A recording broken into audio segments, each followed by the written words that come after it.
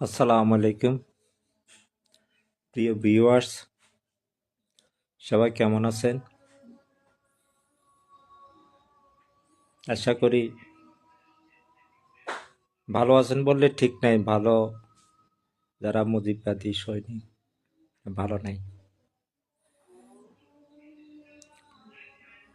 বঙ্গবন্ধুর বাড়িভাঙ্গা আওয়ামী লীগের প্রত্যেক জেলায় নেতাদের বাড়ি পোড়ানো, একবার না, একবারের জায়গায় তিনবারও পোড়ানো হয়েছে। তবে যাক, জঙ্গিবাদী পাকিস্তানি যারা এটার দিন একদিন শেষ হবে। আমরা হয়তো একটু অপেক্ষা করতে কষ্ট হইতেছে। আমি আমার জানা মতে আমি কারো ক্ষতি করি নাই, 16 বছর আওয়ামী লীগ করেছি।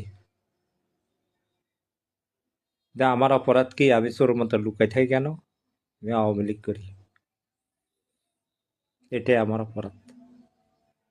তা আমার মতো ফেনী ফুলগাজী উপজেলায়, আমি ফুলগাজীর ছেলে যেহেতু ফুলগাজী কথাই বলবো। অনেক নেতা কর্মী লুকানো আছে, কেউ দেশ ছেড়ে ইন্ডিয়া পালিয়ে গেছে, কেউ বিভিন্ন জায়গায় লুকিয়ে আছে। আমার মনে হয় যে তার মধ্যে 20% আওয়ামী লীগ তার নিজের কৃতকর্মের কারণে পালিয়ে গেছে, এটা আওয়ামী লীগের জন্য না।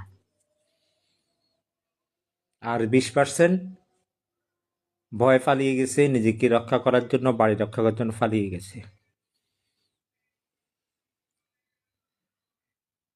তা আমরা যারা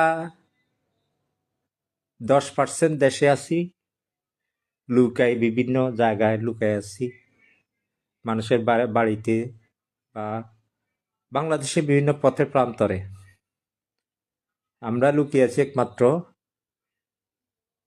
আমরা আওয়ামী লীগ করি।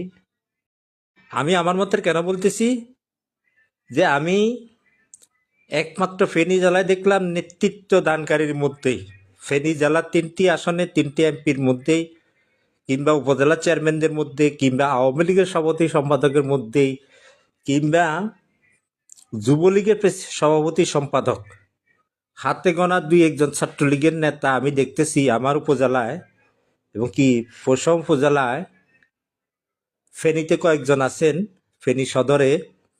এরা কিন্তু আওয়ামী লীগের পক্ষে স্ট্যাটাস দিতেছে। ধন্যবাদ, অনেক ধন্যবাদ। আর বেশি ধন্যবাদ জানাই আমি আর যুবাবিকে, যিনি আসলে একজন মহিলা মানুষ হয়ে উনি কোনো দায়িত্বশীল